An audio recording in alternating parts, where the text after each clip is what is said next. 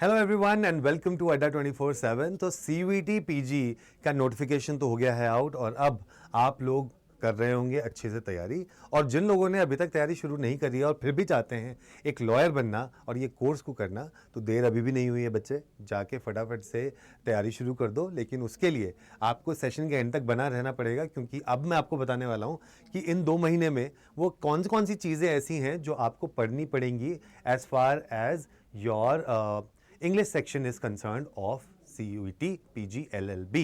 सो स्वागत करता हूं आपका सब लोगों का इस चैनल पर जिसका नाम है CLAT and other law entrance examination. जुड़े रहिए एंड तक। आइए चलते हैं फटाफट से और देखते हैं। तो जब हम बात करते हैं इस पेपर की, तो CUET PG LLB, इसमें जो आपका सिलेबस है वो उसमें डिवाइड होता है वोकैबलरी में। तो पहले हम बात करते हैं कि आपको इन 2 महीनों में जो आपके लिए बचे हैं, क्योंकि आपका पेपर मार्च में है और मार्च में पेपर है, तो इस वोकैबलरी में आपको क्या क्या पढ़ना पड़ेगा। आपको पहली चीज जो इसमें पढ़नी पड़ेगी वो है सिनोनिम्स। दूसरा आपको पढ़ना पड़ेगा यहाँ पे एंटोनिम्स। अब सिनोनिम्स एंटोनिम्स क्या होते हैं? सिनोनिम्स का मतलब होता है कि आपने किसी वर्ड का सेम मीनिंग, ठीक है, और एंटोनिम का मतलब होता है किसी चीज का ऑपोजिट मीनिंग, वो आपको पढ़ना पड़ेगा। इसके लिए सबसे अच्छी बेस्ट सोर्स जो आप कर सकते हो, एक तो आप हमारे ही चैनल पे जो हमारी प्लेलिस्ट बनी हुई है वोकैब की, वो आप फॉलो कर सकते हो। इसके अलावा आपको एक वर्ड पार मेड इजी करके एक बुक मिल जाएगी, वो आप ले सकते हैं। अभी से अगर आप ले लेंगे तो आपको बहुत फायदा होगा उसका। और इसके साथ साथ ही आप इसके हमारी ऐप पे जाके अगर सेक्शनल टेस्ट भी देते हैं ऑफ वोकैबलरी, वो आपको यहाँ पर हेल्प मिल जाएगी, ठीक है, वो आपको यहाँ पे हेल्प मिल जाएगी। Now so when we talk about vocabulary, आपको डर लग सकता है कि इतने सारे वर्ड्स हैं, क्या करें कैसे करें, लेकिन वोकैबलरी एक बार आप स्टार्ट करोगे तो कहीं ना कहीं से आपकी अच्छी हो जाएगी। प्लस हम यहाँ पर भी आपके लिए रेगुलर सेशंस ऑन वोकैबलरी लेके आते रहते हैं जो कि आपको हेल्प कर सकते हैं, तो वो आपको यहाँ पर डेफिनेटली हेल्प हो जाएगी। अब वोकैबलरी में ही जब आप सिनोनिम्स एंटोनिम्स करते हो तो यहीं पर ही इसके साथ जुड़ जाता है इडियम्स एंड फ्रेजेस। अब ये इडियम्स एंड फ्रेजेस क्या होते हैं भाई? इडियम मुहावरे जिनको बोलते हैं, जैसे कि आपसे किसी ने पूछा रेनिंग कैट्स एंड डॉग्स, इसका मतलब क्या होता है ना? तो आपने बोला कि भाई something that is raining very heavily. उसके बाद पीस ऑफ केक आपने लिखा, तो piece of cake is something which is easy, ठीक है। A leopard can't change spots, मतलब किसी की जो हैबिट है वो एकदम से नहीं बदल सकती। You scratch my back I scratch yours, इसका मतलब एक फेवर तुम करो तो मैं भी तुम्हारे लिए एक फेवर करूंगा। तो ये सारी की सारे ऐसे जो इडियम्स हैं ये आपसे पूछे जाते हैं। ये पूछे कैसे जाते हैं आपसे? ये आपसे स्टैंड अलोन भी पूछ ले जाएंगे, ठीक है। स्टैंड अलोन क्या होता है? जैसे मैंने आपसे पूछा पीस ऑफ केक का मतलब क्या है, 4 ऑप्शन दे दिए ABCD, बताओ भाई इनका मतलब क्या होता है। इसी तरीके से मैंने एक सेंटेंस बना दिया, सेंटेंस में इडियम को या तो अंडरलाइन कर दिया या बोल्ड करके दे दिया। अब आप मुझे इस सेंटेंस के कॉन्टेक्स्ट में बताइए इसका मीनिंग। तो इस तरीके से आपके पास ये क्वेश्चन पूछा जा सकता है ऑफ इडियम्स। अब वोकैबलरी का जो अगला पार्ट आता है उसमें आपके पास पूछी जाती हैं स्पेलिंग्स। स्पेलिंग्स क्या होती हैं भाई? ठीक है, जो डिक्टेशन की होगी ना बचपन में, डिक्टेशन की थी कि भाई बचपन में डिक्टेशन में क्या था, तो वो सारी चीजें आपसे यहाँ पर पूछी जा सकती हैं। आपको बताना होता है कि इसमें से करेक्टली स्पेल्ड वर्ड कौन सा है, रॉन्गली स्पेल्ड वर्ड कौन सा है। फिर आपके पास आता है एक और चीज जिसको हम बोलते हैं वन वर्ड सब्सटीट्यूशन। अब वन वर्ड सब्सटीट्यूशन जो होता है वो जनरली होता है कि आपको सपोज ये कर लो कि मीनिंग दे दिया, मीनिंग का वर्ड पूछा है। जैसे अगर हमने पूछा a person who loves to stay alone, इसको हम क्या बोलते हैं? Loner, aloof, something like this, है ना। या फिर और ऐसे वर्ड्स हो जाते हैं कि a place where students, lot of students sleep together, sleep together, है ना, तो उसको क्या बोलते हैं? उसको हम डॉर्मेटरी बोलते हैं। स्कूल में जो आपके मेडिकल रूम होता है उसको हम क्या बोलते हैं? उसको हम इन्फर्मरी बोलते हैं। एक मीटिंग में जो चीज़ें हम डिस्कस करने वाले हैं उसे एजेंडा बोलते हैं। उसके बाद जो होता है उसे हम मिनट्स ऑफ द मीटिंग। तो इस तरीके से बहुत सारे वन वर्ड सब्स्टिट्यूशन होते हैं, वो आपको यहाँ पर पढ़ने पड़ते हैं। इसका काफ़ी अच्छा वेटेज आपके पेपर में आपको देखने के लिए मिल जाएगा। इसके अलावा आपके पास आते हैं फिल इन द ब्लैंक्स, ठीक है। फिल इन द ब्लैंक्स में आ जाता है सेंटेंस कंप्लीशन हो गया जैसे, तो सेंटेंस कंप्लीशन में आपके पास एक सेंटेंस दे दिया, बीच में ब्लैंक है, 4 ऑप्शन में वर्ड्स हैं, आपको उस सेंटेंस के हिसाब से उन वर्ड्स को भरना पड़ता है। तो ये आपके पास फर्स्ट पार्ट जो है वोकैबुलरी का, उसमें से ये क्वेश्चन इस तरीके से आपके पास आ सकते हैं। ठीक है, उसके बाद आपका जो नेक्स्ट पार्ट आता है वो है ग्रामर का, और ग्रामर में आपके पास जो टॉपिक्स आते हैं वो होते हैं नाउन्स, उससे पहले हो गया articles, nouns, pronouns, adjectives, verbs, prepositions,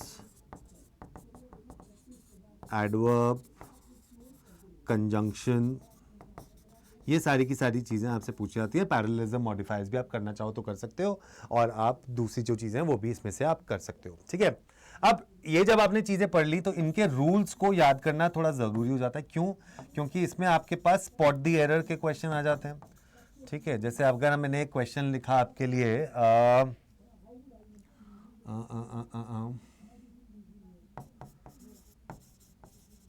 the monkeys A jump B on C the trees D and no error। तो इस तरीके का क्वेश्चन आपके सामने आएगा और आपको बताना है कौन से पार्ट में एरर है। तो क्लियरली इसका आंसर क्या हो जाएगा? इसका आंसर हो जाएगा ए, क्योंकि यहाँ पे द मंकीज स्पेसिफिक चीज़ के बारे में नहीं बात कर रहे हैं। ठीक है, प्लूरल फॉर्म है, तो प्लूरल फॉर्म है तो यहाँ पर द नहीं लगेगा, तो यहाँ पर द हटाना पड़ेगा। तो monkeys jump on the trees, ठीक है, सारे मंकीज के लिए बात ही है तो इसलिए नहीं लगाएंगे। इस तरीके से स्पॉट द एरर के क्वेश्चन आएंगे। सेंटेंस करेक्शन के क्वेश्चन आ सकते हैं कि पूरा पूरा सेंटेंस आपको दे रखा है, उसको आपको करेक्ट करना है या उसका पार्ट ऑफ द सेंटेंस को करेक्ट करना है, वो आपके सामने आ सकता है। ठीक है, ये चीज़ आपके सामने डेफिनेटली स्पॉट द एरर्स और सेंटेंस करेक्शन के रूप में आपके सामने यहाँ पर देखने को मिल सकती है। ठीक है, तो ग्रामर के टॉपिक्स इस तरीके से आ सकते हैं।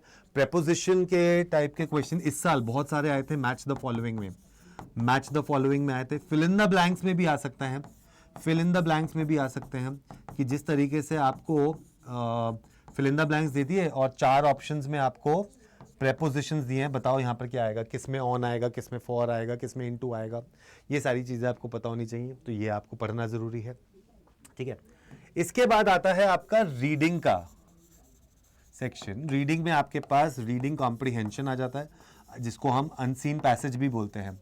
तो वो अनसीन पैसेज आपको दिया जाता है, उस अनसीन पैसेज में टाइप ऑफ क्वेश्चंस आ जाएंगे, आप उसे कर सकते हैं। अब इस बारी क्या हुआ था कि जब इन्होंने रीडिंग कॉम्प्रिहेंशन दिया था, उसमें इन्होंने ग्रामर के क्वेश्चन भी इंटीग्रेट कर दिए थे रीडिंग कॉम्प्रिहेंशन में, कि सेंटेंस उठा लिया, चलो इसको ग्रामेटिकली करेक्ट करो या इसमें फिल इन द ब्लैंक करो, ऐसे करके क्वेश्चन इन्होंने पूछ लिए थे।